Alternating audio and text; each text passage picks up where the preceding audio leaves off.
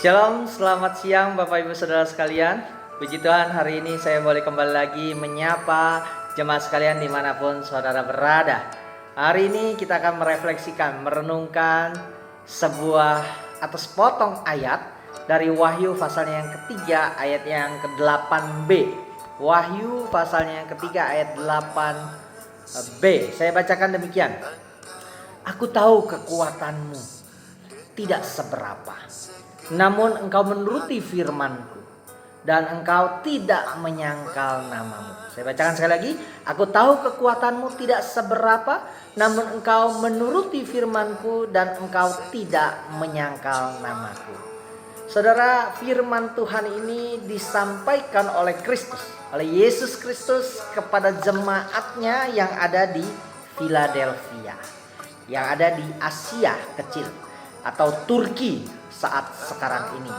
Dan jemaat Philadelphia ini bukanlah jemaat yang besar, jumlah anggotanya tidak banyak, secara keuangan ataupun secara organisasi mungkin pada waktu Yohanes menuliskan firman Tuhan ini kepada mereka itu belum ada apa-apanya. Ya, masih sangat lemah, kecil dan mengalami penganiayaan dari orang-orang Yahudi yang menganggap bahwa kekristenan itu adalah sekte sesat atau ajaran sesat begitu. Sehingga jemaat di Philadelphia ini mengalami suatu penganiayaan, paling tidak pengucilan, tidak dianggap bukan siapa-siapa melainkan pengikut-pengikut ajaran sesat. Dan mereka sekalipun mengalami pengucilan, tetapi mereka menuruti firman Tuhan dikatakan di sini. Aku tahu kekuatanmu tidak seberapa, namun engkau menuruti firman-Ku dan tidak menyangkal namaku. Saudara, mereka menuruti firman Tuhan dalam hal apa? Dalam hal segala pekerjaannya. Karena di bagian awal ayat ini Tuhan juga berkata, aku tahu segala pekerjaanmu. Ayat 8a. Lihatlah, aku telah membuka pintu bagimu yang tidak dapat ditutup oleh siapapun, oleh seorang pun.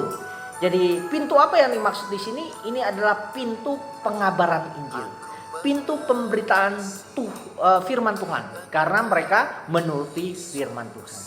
Saudara, sekalipun saudara di mana saudara berkomunitas, bergereja, beribadah, sekalipun gereja atau umat jemaat saudara kecil dan tidak seberapa, mungkin secara organisasi, manajemen masih lemah. Lebih-lebih lagi masalah keuangan. Banyak gereja ketika dihantam pandemi COVID-19 ini, banyak yang kolaps, banyak hamba Tuhan diputus hubungan pelayanannya. Dan sebagai orang-orang yang dipanggil Tuhan, mereka harus memutar otak, memikirkan bagaimana caranya mereka bisa bertahan hidup sekalipun tidak lagi di bawah naungan gereja.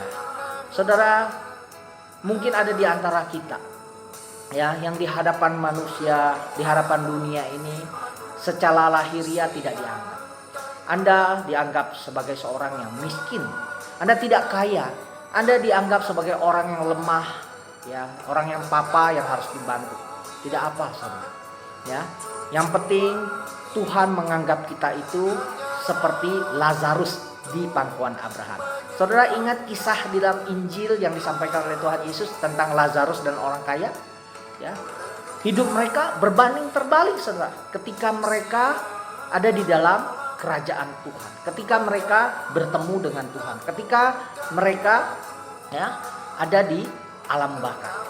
Lazarus yang hidupnya di dalam dunia sengsara, miskin, tidak dianggap orang, tetapi berada di pangkuan Abraham pada waktu di sorga. Sedangkan orang kaya yang hidupnya penuh dengan pesta pora, menyenangkan, bahagia di dunia, tetapi tidak percaya pada Tuhan, pada akhirnya harus hidup di dalam neraka jahanam.